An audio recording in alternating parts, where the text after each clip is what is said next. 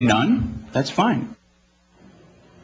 All right, so now he has since graduated from Harvard Law School and is now running against Illinois Congresswoman Jan Schakowsky, and his name is Joel Pollak, and he joins us now. Joel, welcome aboard. Great to be here, Sean. I'm no Barney Frank.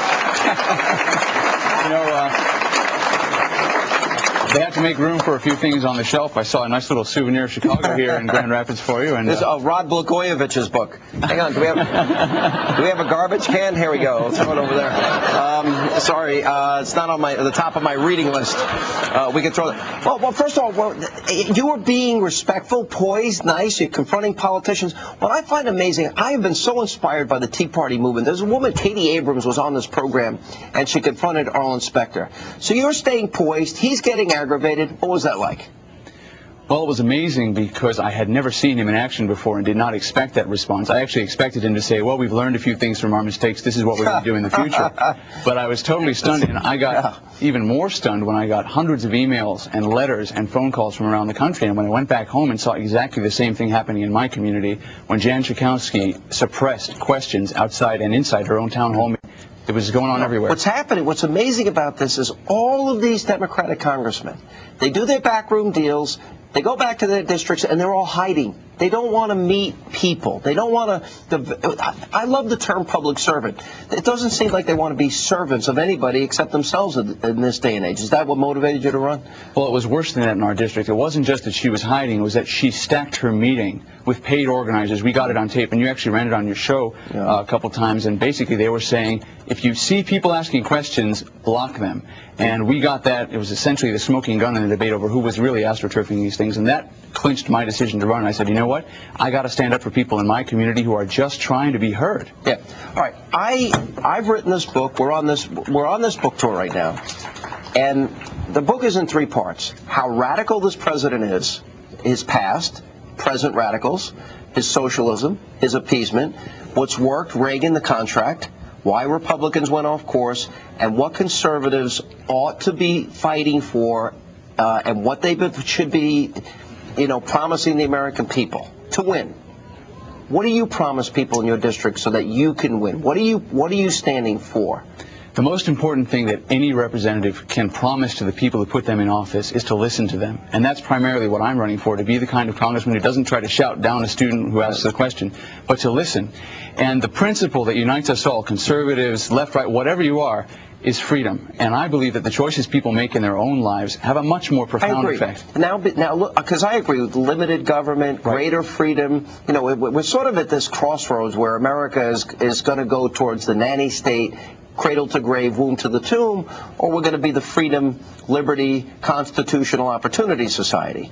What are the specific items, though, that you think the country should be advocating, that conservatives should be advocating to win? Well, they can be very, very simple changes. A little bit of research on the Ethics Committee, because we all know what Congress has been doing on the Ethics Committee. Precisely nothing. Why? Because the majority party controls the Ethics Committee by having the leadership of that committee come from the majority party.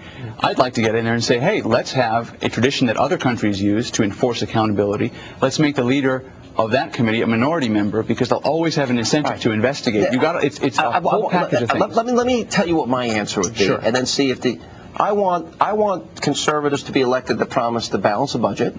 I want them to promise to lower taxes. I want them to be the party of fiscal responsibility. I don't want them kissing up to and sucking up to the world's dictators and alienating our friends, our allies around the world. I want to drill. I want to build nuclear facilities. I want to expand coal mining. I want refineries built in the country.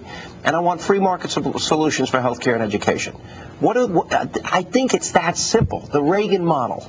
What are you going to do if you get elected? That's the model on the national level, but you've also got to remember in each of our districts there are local issues people care about that they're also not getting listened to on. But you're going to vote on these national issues. That's right. Where do you stand on those things? I stand with limited government. I stand for balanced budgets. I stand for elimination of earmarks. Will you promise not to take any earmarks? Absolutely. I've made that a campaign pledge, and I want not just elimination of earmarks, but budget reform so that we reform the entire budgeting process so we have transparency, not a Congress that keeps voting. You're going to put it on C-SPAN? Absolutely.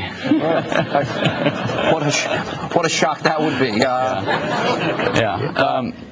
We've got to get rid of the earmarks. We've got to get rid of the corruption. We've got to also make sure that we honor the laws that we pass. When we say pay as you go, you can't just have people spending money. I mean, my opponent, Jan Schakowsky, voted to raise the debt ceiling on Congress, and now Nancy Pelosi just appointed her to be on the deficit panel. They're going to write the rules now that tell us what to do. I wouldn't trust her with my money. I don't think she's responsible enough to handle the country's money. Where do you stand on national defense? How dangerous do you think Barack Obama's policies are? Well, what really concerns me is that our representatives aren't speaking up against them. I think his policies have put us in danger. They've put our allies in danger, particularly Israel, Britain, you name it. And my opponent has not stood up to that. We have a very, very strong pro-Israel district, pro-national defense district, a lot of veterans, a lot of people who've served overseas, and people are very, very troubled by what they see happening. And she has not stood up against what President Obama has done. You know, you have... Right. Yeah. There are a lot of smart people that I'm listening to that are not confident that we're there yet.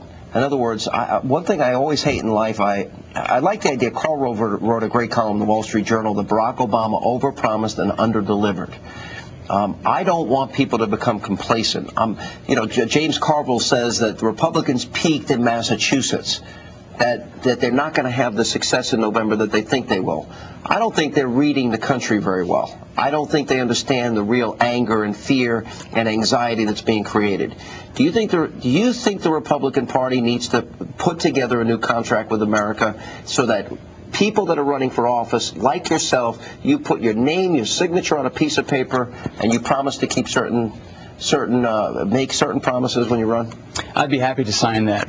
But we don't have to wait for the leaders of the Republican Party to do that. We can do it right here in this store. I bet if you went around this room and asked all these people what they wanted to see America do, you could get politicians to sign on to it. You can get everyone here to sign on to it. We were just talking in the green room about getting the new freshman class in Congress to sign on to an agreed set of principles. We don't have to wait for party leaders to do it. We can do it from the ground up. We can do it on the grassroots. If you were to describe Barack Obama or grade him, what would your grade be? To grade for President Obama. I'll let you do it in two categories: economics, national security. I'd have to say he gets an F on both counts, unfortunately. And thank you for being here. Appreciate it. Thank you so much. Best of luck to you. And coming up, Michigan is Doug.